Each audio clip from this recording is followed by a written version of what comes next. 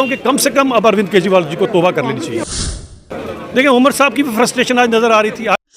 वही है ना, इनका मॉडल लोगों ने देख लिया। इनका मॉडल झूठ का था। इनका मॉडल जो था वो शराब घोटाले का था। इनका मॉडल जो था वो भूमि घोटाले का था।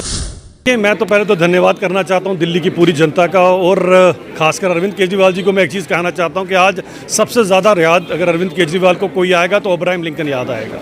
अब्राहम लिंकन एक बार एक बात कही थी कि कुछ लोगों को कुछ देर तक, बहुत सारे लोगों को बहुत देर तक, लेकिन हमेशा के लिए आप सबको बेवकूफ़ नहीं बना सकते हैं। तो अरविंद केजरीवाल जी को पता लग गया होगा कि हमेशा के लिए बेवकूफ़ बनाना वो पॉसिबल नहीं है। वही है ना, इनका मॉडल लोगों ने देख लिया। इनका मॉडल झूठ का था। इनका मॉडल जो था वो शराब घोटाले का था। इनका मॉडल जो था वो भूमि घोटाले का था। और कहीं ना कहीं अगर आप पिछले दिनों मेरी डिबेट देखेंगे तो मैं कहता था कि अगर आज आप आम आदमी पार्टी का कार्यालय का बोर्ड अगर तिहाड़ जेल पे लगाते तो कुछ गलत नहीं होगा। सभी के सभी तो वहाँ पाए जाते थे। इतना झूठ बोलने के बाद और लोगों को गुमराह करने के बाद जो हालत आपने दिल्ली की और खासकर जो आपने यमुना की हालत की है, जिसके नाम पर आपने वोट लिए थे, तो आपके सामने आपको पाप लगा है। तो मैं ये कहना चाहता हूँ कि कम से कम अब अरविंद केजरीवाल जी को तौबा कर लेनी चाहिए कि कांग्रेस तो बेचारे ना 1 ना 11 में उन्होंने ये जो 99 सीटें भी ली हैं, और उनके लिए बड़ा अच्छा एक लफ्ज़ यूज़ किया गया था, परजीवी। अब मैं उसको इंग्लिश में बोलूँगा तो कांग्रेस वाले बुरा मान जाते, लेकिन कुछ लोगों को जिनको हिंदी अच्छी तरह से समझ नहीं आती उनके लिए लफ्ज़ है पैरासाइट।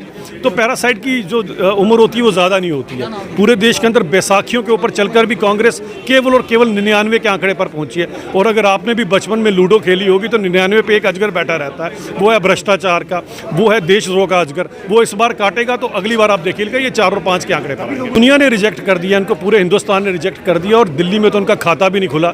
अब तो कम से कम राहुल गांधी को पता लग जाना चाहिए कि ख्वाजा आसिफ जिस पार्टी के प्रवक्ता हों, जिनके प्रवक्ता पाकिस्तान में बैठेंगे, उनको हिंदुस्तान के लोग कभी वोट नहीं डालेंगे। देखिए उमर साहब की भी फ्रस्ट्रेशन आज नज़र आ रही थी। आज सुबह उन्होंने जो ट्वीट किया है, आप खुद देखिए ट्वीट के अंदर वो हमारे किसी साधु बाबा जी का ट्वीट कर रहे हैं और कह रहे हैं कि आप बट गए। अब उमर साहब को ये पता लगना चाहिए कि आप जिस राजनीति के चलते मुस्लिम वोट बैंक को अपनी जागीर समझते हो, आज उन्होंने आपको आईना दिखा दिया।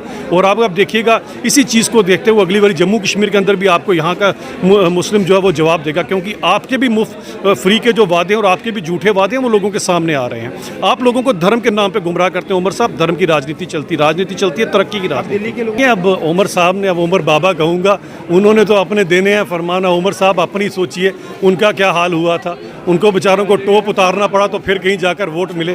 तो सोच लीजिए उमर साहब का क्या हाल हुआ। तो उमर साहब ज़रा आप भी लीजिए, कम से कम अरविंद केजरीवाल के नक्शे कदम पर ना चलिएगा, जिसके ऊपर आपके वो जो पॉपकॉर्न मंत्री है ना, वो उसी के नक्शे कदम पर चल रहे हैं। आपको भी डुबाएंगे वो तो करेंगे ना जी। 200 यूनिट फ्री बिजली नहीं मिली उनको, 12 सिलेंडर मिले उनको जो राशन की बातें की गई। और सबसे बड़ी बात यह, आज उमर साहब भी वही बात बोल रहे हैं। जी हाँ, आज जो उमर साहब उस समय लाठी लेकर और स्मार्ट मीटर तोड़ने के लिए उमर साहब जाया करते थे, आज कहते हैं ना ना ना ये बड़ी ज़रूरी है। पहले तो उमर साहब सबसे पहले लाठी उठाते थे कि मैं तोड़ दूंगा स्मार्ट मीटर। अब कहते हैं बिना स्मार्ट मीटर के ये प्रॉब्लम हल नहीं हो सकती है। तो उमर साहब खुद बेचारे समझ सकते हो कि वो कभी ये बात करते हैं, कभी वो बात करते हैं। उमर साहब अगर तरक्की की बात करें, जी देखें, इसके लिए नीति और नीयत दोनों चाहिए। तो ना तो इनकी नीति ठीक है, ना इनकी नीयत ठीक है। बिल्कुल नहीं। अगर होती तो कम से कम जम्मू कश्मीर को दोनों आंखों की तरह देखते, जिस तरह भारतीय जनता पार्टी ने देखा है। हमारे समय पर जो तरक्की हुई, जितनी जम्मू में हुई उतनी कश्मीर में हमने कम से कम इनकी तरह एक आंख से तो नहीं देखा।